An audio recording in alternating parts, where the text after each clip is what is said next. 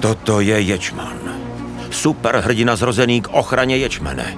Nejdůležitější suroviny pro české pivo. Kvalitu českého a moravského ječmene ohrožuje sucho a přívalové deště. Úkol nového hrdiny je jasný. Zajistit, aby obilí zůstalo v co nejlepší kondici i navzdory výkyvům počasí.